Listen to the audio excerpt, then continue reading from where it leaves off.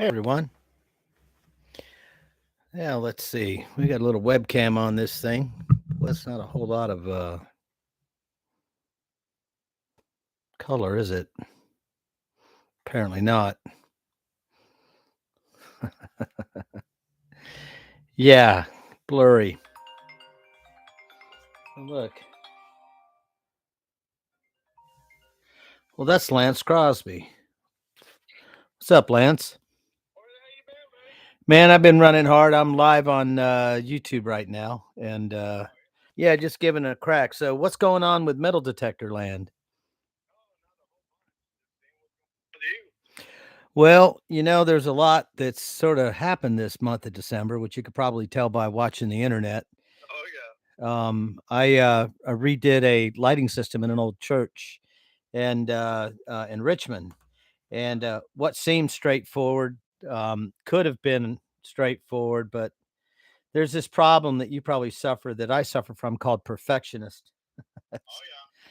So what was supposed to be just hanging a single pipe in the ceiling ended up splitting the pipe and then rigging two systems to raise and lower the pipe for service, so they didn't have to build scaffold every time they needed to change a light bulb.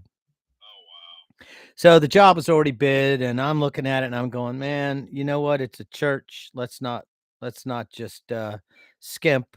I call it the a-hole job, where the guy before you was an a-hole. I try not to be that guy. How's things going up there in your neck of the woods? Anything going on at Montpelier? Now's the time to be, huh? I'm at home. Yeah, I'm at home. The Mar-a-Lago was a big, arduous thing. It came out well. It came out really well. They were really happy. My wife got to go to Mar-a-Lago. Actually, she was working with me, so better to have her as an assistant than some old grimy dude. um, there's something on the horizon that I wanted to talk to you about, and for the life of me, I cannot remember. But they were talking about it at the Historical Society. Oh, did you see where the Germana Foundation has started talking about the house maid, or not the maid? What's the nomenclature for the woman who takes care of the children? The house nanny, I think. So turned out the original house nanny for the children of Spotswood was Manahoac.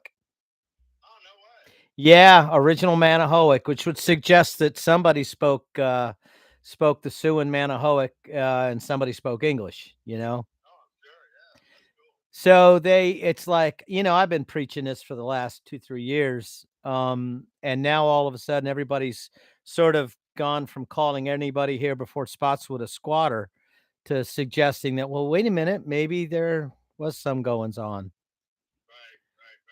It'll be interesting to see how that plays out. I'd talked to some people about maybe starting a DNA database of DNA for people whose families might be oral traditions suggest that they may have had what they would say Cherokee, but if the families have been here forever, I would make the argument that there are old Manahoac remnants in some of the population in the county.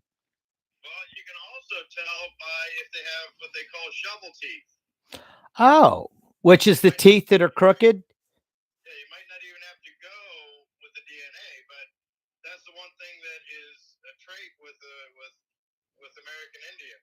So the interesting thing, that's good to know, because there is no DNA database on Manahoac. They just call them Lost Tribe. And I would make the argument that there's no tribe out there that wants a new tribe to pop up and impinge on funds and recognition. Because they've gone from, well, you remember the thing about Pocahontas? What was that congresswoman's name? Uh, yeah, huh? Yeah, where she said, "Mama said we had, Cherokee blood," and they came up. She did, and she was like 1/640th or something like that. But what you heard from a lot of the tribes, at least what I had read, was that well, you can't just have the DNA to be, you have to have the acknowledgement of the tribe, which kind of sounds like gatekeepers that don't want to share. Right, right, right. So it'll be interesting, but I I would love to see um, some digging into like any of the old bones and artifacts. Like they talked about those burial sites up there near Shakakonia, up there at up near Montpelier. Those tribes up around there. They said there was a Okay. they said there was a burial mound that was being washed out by the river. And I would imagine what did wash out went to the Smithsonian. Fair guess. I don't know if it did. There was an article written years ago. It was in the Orange County Review, I think. You might be able to dig it up. Dutch Green, whatever his name is, might have an insight on what that is. I think it was Brockman was the lady who did it and got involved with it. She was local. Interesting. And I yeah, remember I remember a local gal that had sort of pushed and ushered, a dig through, but, I was curious if that dig was done in a forensic manner as if the FBI was looking for remains of, say, Vietnamese vets that were buried, in the field. Um, I think it'd be interesting. There's a guy that owns a, brewery somewhere in the area who is a forensic pathologist, as I understand. So, and Chris knows him. But I thought, wouldn't it be cool if we could bring in some modern forensic science in and start looking for some DNA and some traits, because that was a very isolated Siouan tribe out there. right. So, they in the beginning it seemed like a lot of the DNA was kind of categorized in kind of broad strokes of the brush. And then the deeper they get into it, they start seeing different aspects of it, you know? Yeah. But that was an isolated Siouan tribe, so it was Siouan language. But I think it's interesting how you had this hard line on the fall line. Everybody west of the fall line was enemies of the Powhatan Confederacy. If you look Right. at the geography of Powhatan Confederacy, a lot of that is based on fishing and the watershed and the waterways for food with agrarian mixed in. Whereas I think as you start getting inland, it gets a little bit more agrarian with heavy hunting ground dependency. Okay. Right. Well, the thing is, yeah, I think you can get. I think I read that article. It might have been in the historical society in town. I'll It have to might. dig into that with Ray. Uh, The comment that a lot of people say is, "Oh, yeah, everybody's got a, Pocahontas princess in their DNA." And I'm going, "Well, there's a lot of people that have oral tradition that speak to great-great-grandmother was Cherokee, and, well, Cherokee is kinda like the word thermos, you know? right. Right. They're not gonna call it a vacuum bottle. But, I think a lot of that is too quickly dismissed because there's no due diligence on the scientific side of it. But, you don't need a scientific, survey to tell somebody that they got run over by a car, you know? Exactly. Right. But I think there's an opportunity through DNA if you could work it out to, could you imagine a DNA report on the earliest families? Because I was looking at pictures, something popped up just the other day about some of the, Powhatans, and, they were very much African influence. You look and you see that there was a lot of mixed, a lot of the appearances. But the shovel teeth is interesting. I'd love to sit down with you and talk about, what are some of these sort of quick takes on things. Well, the shovel teeth is, and we didn't know much about it until our dentist said, said to my wife, he said, you have shovel teeth. She says, what the hell is a shovel tooth? He says, that's American Indian. Only American Indians or Native Americans have that. Wow, Uh, and so, it, that's interesting. it's the dentist that would be able to, you know, see, the thing is when you start getting into DNA and stuff like that, Yeah. then you got to get permission from the families, blah, blah, blah. if you just want to, take or get some pictures of some teeth, Dental or records. bone, yeah, That's dental great. records. Wow. Um, So all I got to do is walk up to somebody that I suspect that has a conversation about it and say, "Give me a big cheesy smile, and I'll give you $5." no, it's actually on the inside. On the inside. Yeah, it's the way that the teeth kind of hollowed out on the inside. Interesting. So it's actually to the actual the tooth that where the root canal is in the tooth. Well, it's where your tongue meets, on the inside of the Oh, teeth. okay. Hmm. Like so where no, yeah, so where your tongue would touch your teeth. Okay. On the back side. On the back side of your teeth. Yeah, not on the yeah. Interesting. Oh, okay. So it's not apparent. So I have to tie them up and then put a mirror in and take a Just picture. just just just say here, taste my finger, and then when your finger's in their mouth, just kind of rub it around a little bit. I'll have to take a look at that. So I'm not going to ask your wife to subject herself to that inspection. I might get a knuckle sandwich, but Yeah. that's good to know. So you're is your wife are you looking back to any particular geographical area on your wife's ancestry? I don't know. They did a little bit. They're originally from the Virginias, Okay. but see, we don't know what side the Indian came from. Was it her mom or her dad? Right. Uh, and we she hasn't really done all the genealogy. Yeah. She's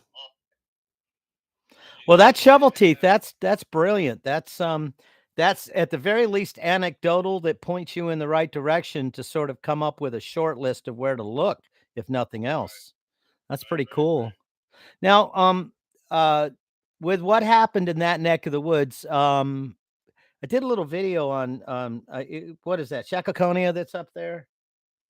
Where's that? That Indian area up there in that neck of the woods near Montpelier. Is it Shakakonia? Well, I don't know. It's over along on Scuffletown Road, Right. back then, the old Fredericksburg Road. Um, there's 2. There's one that's closer to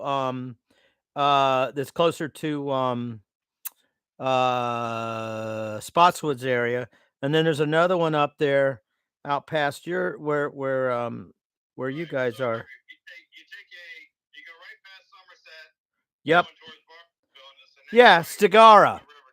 It's Stigara. It's right along the river. Yeah. So, but we're leaving this Friday. Won't be back till Monday. We got to go to Lancaster. Show at a competition.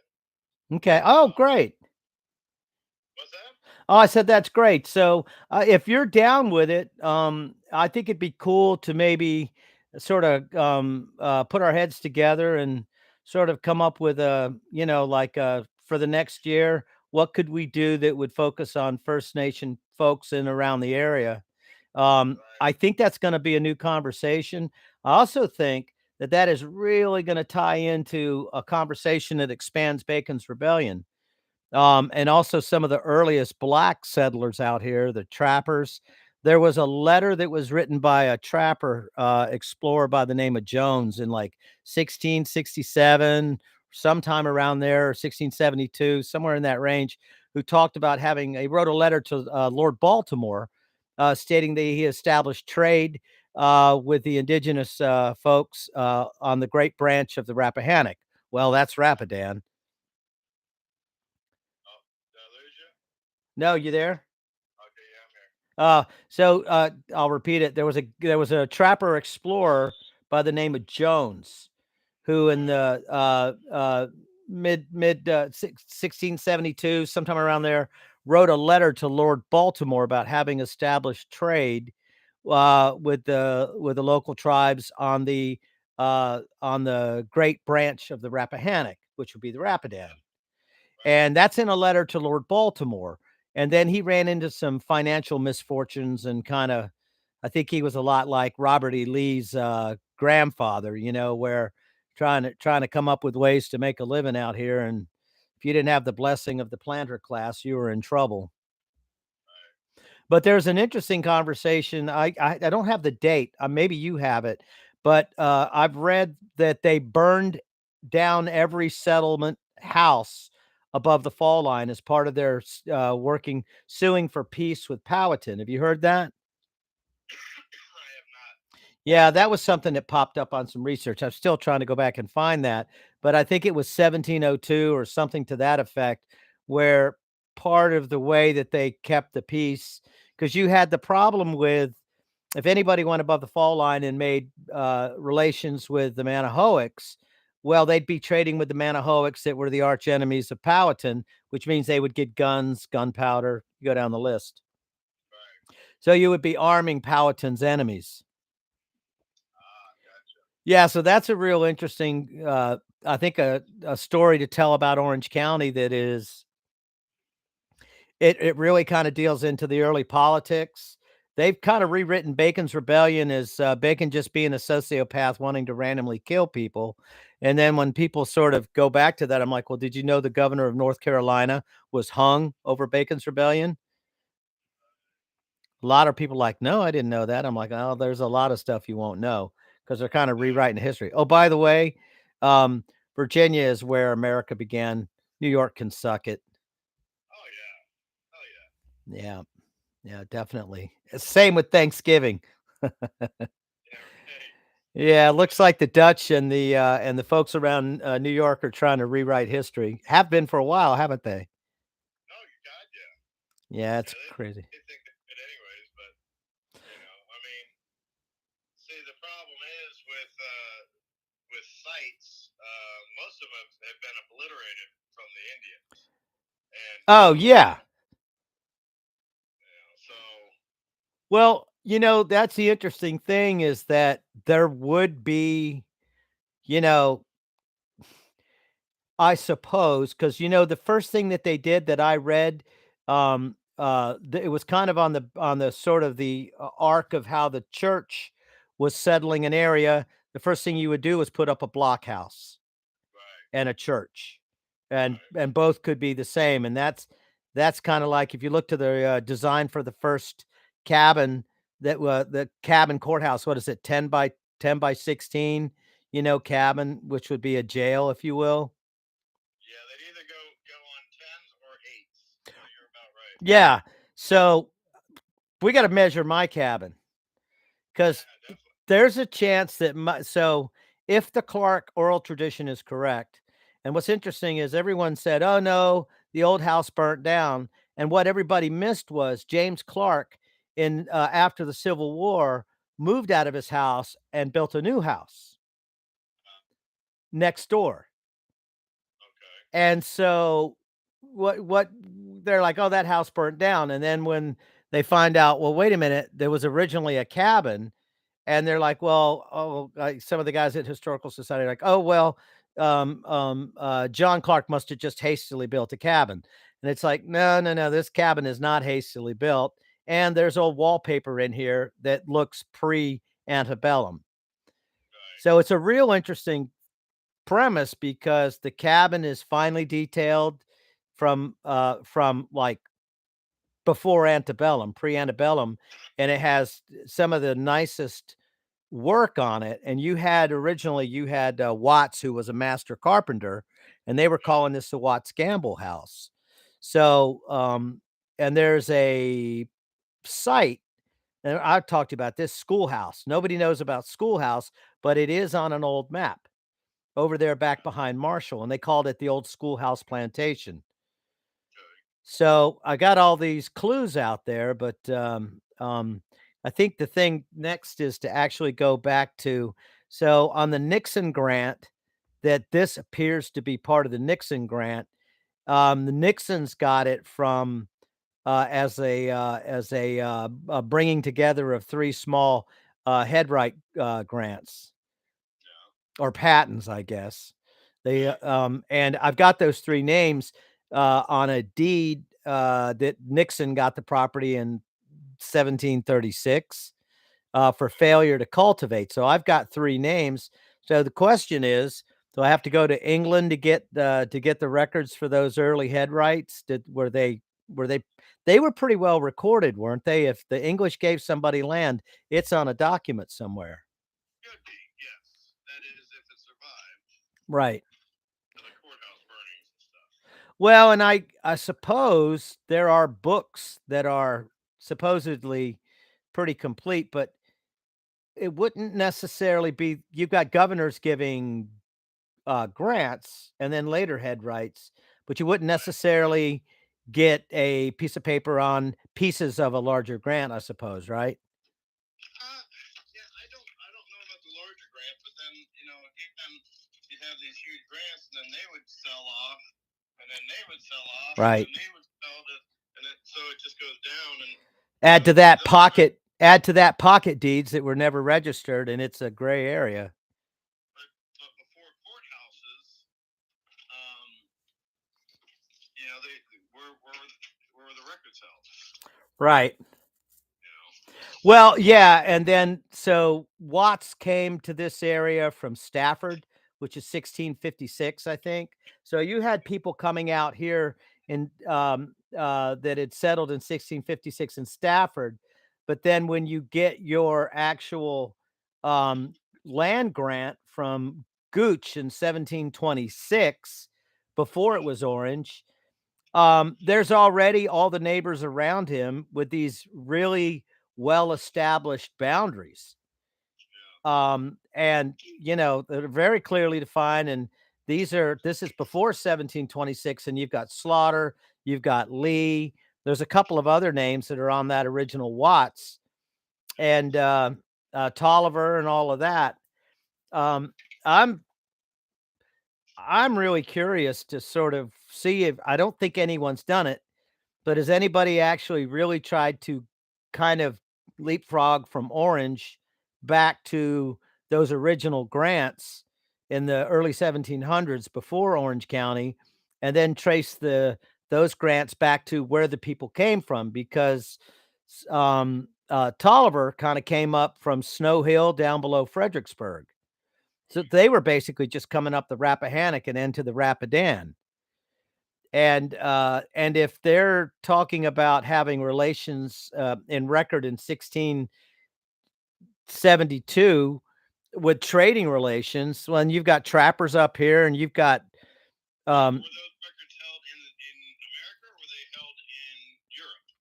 I don't know. I had read in a and again, I've done so much reading. I wish I'd documented more, but I'd read that this gentleman Jones, who was pretty busy, coming up river and trading. He was kind of a trapper and a kind of a free range chicken, I think. But he was in communication with Lord Baltimore. So in that situation, you're saying, well, you had Lord Baltimore, you had Lord Fairfax, you had everyone out of Jamestown. It seems like you had all different areas trying to come up the Rappahannock and coming up into the mountains. Well, see, that's when Orange, what was it, 1730, 36, 1735, 70. or something like Yeah, that. yeah. And That's when that they were was coming late all to the the way to Mississippi and all the way up the Great Lakes. So well, and that's all that's late. That was a political move to push back at the French. They were already here. hmm I mean, you had what was it, the massacre of 1622? They were already above Richmond. yeah, right. But I'm just talking about because it goes, it went as far east as it does now. I mean, that's the original fault Right. line, but it went all the way to the Mississippi. So it, anything from as far that was considered wilderness back then. I mean, that was they were moving out into the untapped areas. Oh yeah, I Because mean, because I think Montpelier was founded in 1728. So and that would have been basically on the back end of the ride of the Golden Horseshoe.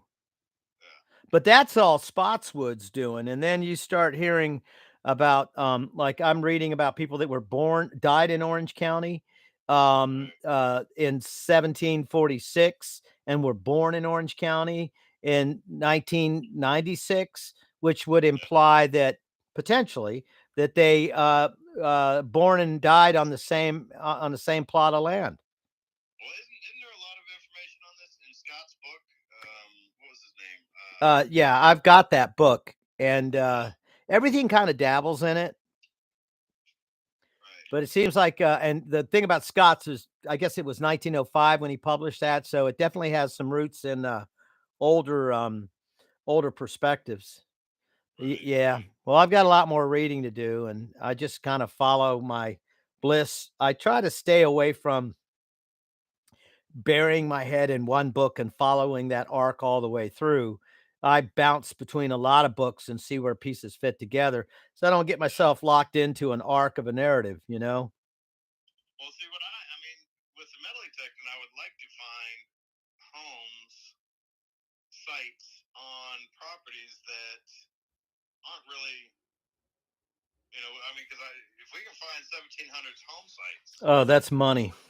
which would be easy, and they're not documented, where'd they come from? And then Well, that's you whole know the other. Holy Grail. There's two Holy Grails. One of them's going to be the original Mount Pisgah Church that's north or south of Clark Mountain. That's going to be a Right. site. Can't get on that. The other one will be the one up there at Watts Gamble to find that Watts Gamble original house on that 900 acres. It's still timber and unimproved. Wow. That's the one And because who owns that? it's owned by a logging company out of Summerduck, Virginia. Okay. That's the one. If you call up that plot, so let's get together because we can look at that original Watts Gamble or the original Watts patent, and